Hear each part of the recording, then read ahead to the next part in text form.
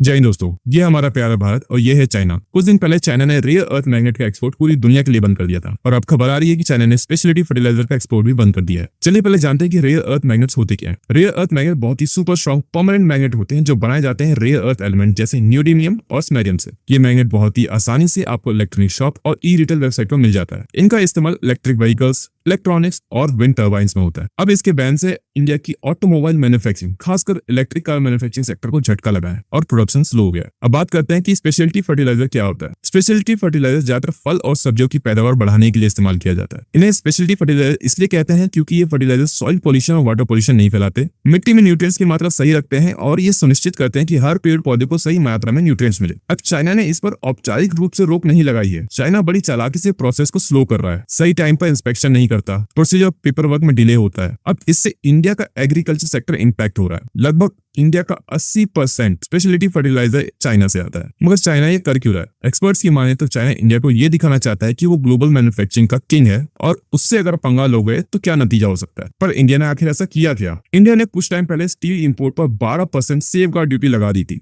जिससे चाइना का इंडिया में स्टील बेचना मुश्किल हो गया था। इसके जवाब में चाइना ने रेयर अर्थ मैग्नेट्स और फर्टिलाइजर पर बैन कर दिया। आपको बता दूं, रेयर अर्थ मैग्नेट तो पूरी दुनिया के लिए बैन किया गया है, मगर ये फर्टिलाइजर डिले वाला खेल सिर्फ इंडिया के संग खेला जा रहा है। तो अब इंडिया इसके लिए कर क्या रहा है? इंडिया अपनी जरूरत के फर्टिलाइजर का सिर्फ 10% ही उत्पादन करता है और 80% चाइना से आता है। तो अब इंडिया अपनी मैन्युफैक्चरिंग को बढ़ाने की सोच रहा है, मगर जब तक मैन्युफैक्चरिंग नहीं बढ़ती तब तक यूरोप और जॉर्डन से फर्टिलाइजर इंपोर्ट किया जाएगा। ये फर्टिलाइजर उतनी अच्छी क्वालिटी का नहीं है, मगर अभी कोई चारा भी नहीं है। वैसे तो चाइना की कम्युनिस्ट पार्टी का मुखपत्र ग्लोबल टाइम्स ये आर्टिकल छापता रहता है कि ड्रैगन और एलिफेंट्स को एक साथ डांस करना पड़ेगा, यही एक सही चॉइस है। मगर चाइना की हरकतों से ऐसा लगता नहीं है कि वो ये चाहता है। वो चाहता ही नहीं कि इंडिया ग्रो करे। कभी बॉर्डर पर स्टेटस को चेंज करने की कोशिश करता है, कभी स्पाई करने के लिए spying ship bay of Bengal में भेज देता है। और पाकिस्तान चाइना की दोस्ती के बारे में तो हम सब जानते हैं। दिक्कत यह है कि इंडियन गवर्नमेंट अग्रेसिव नहीं है। क्यों हम हर चीज का सॉल्यूशन डिप्लोमेसी में ढूंढ रहे हैं? Why we are reactive not proactive? India को अपना पॉलिटिकल स्टैंड सही करना पड़ेगा। मैं तो यही सोचता हूँ। आप इस बारे में क्या सोचते हैं? कमेंट सेक्शन में जरूर लिखिएगा। जय हिंद।